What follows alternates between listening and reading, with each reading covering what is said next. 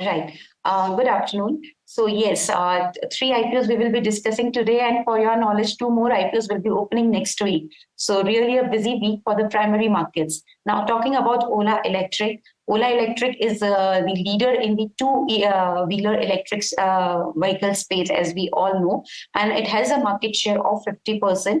This is the data which I'm giving right now as on March of FY24. So garnering the market share of 50%. Ola Electric is clearly a leader in the two-wheeler electric vehicle space.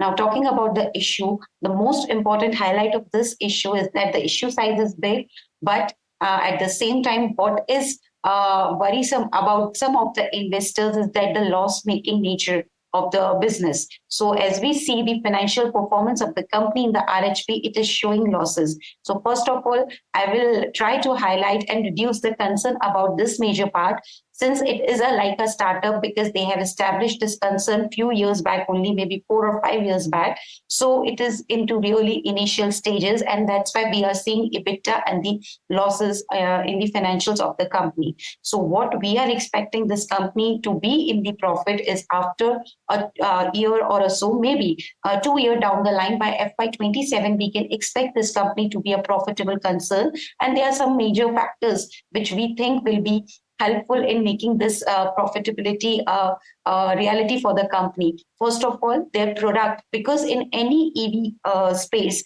the major factor which drives the volume is the product, the kind of product which you are launching. So they are launching some of the very strong products, and that too in the motorcycle space. I would like to name the few of them: Diamond, Headstar. These are some of the names in which they will be launching their products in the motorcycle space. Secondly, they will be launching third generation platform products. So that will help the company in reducing the cost. So what we can see is that new product launches as well as third generation platform will help the company in showing profitability going ahead. And that is why we are positive on this IPO. We are recommending subscribe to this IPO, although this IPO is coming at the price to sales multiple of 6.7. Why I am taking price to sales multiple? Since EBITDA and the profitability level, the company is into the losses. So at price to sales multiple of 6.7 times, I think this company is a decent subscription candidate, and one can apply for this IPO. So limited listing gain and the long-term gains can be expected from this IPO. So our recommendation is subscribe to Ola Electric IPO with a limited listing gain, as well as long-term gains for this company can be expected. Just a quick one, Asad. This is going to be the year's biggest D-Street debut in some sense, and it comes at a pretty big discount from what Ola Electrical had raised money a few months ago towards the end of last year. Assuming that there is going to be enough and more subscription coming in, it's going to be an oversubscribed issue. If investors who do not get it at the IPO price, would you still recommend it on listing day, even if there is a 20-30% gap up? So actually, we are not expecting 20-30% gap up, although we are not, the right person to say something about the listing pop. But I think anywhere between 10% to 15% we can expect on listing, depending on the market condition also, because that can always be one of the caveat. So here we are expecting the listing to be in this range. Now, what to do if the company will list at these premium on which we are expecting the company to list at? I think one should wait for some downfall.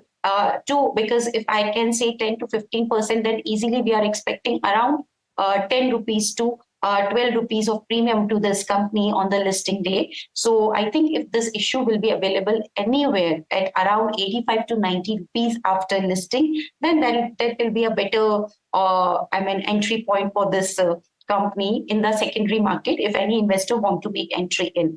But investors should keep one thing in mind.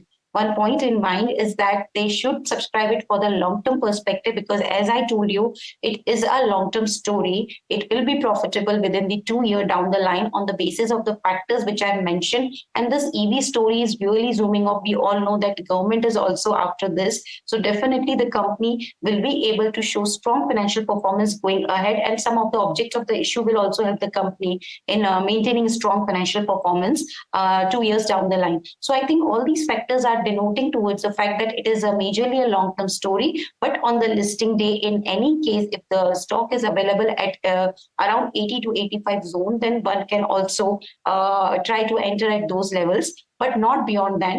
Because right now we should not forget the fact that company is a startup company and it is into the losses. So we should really give some time to see how the financial performance is going to be in the future ahead.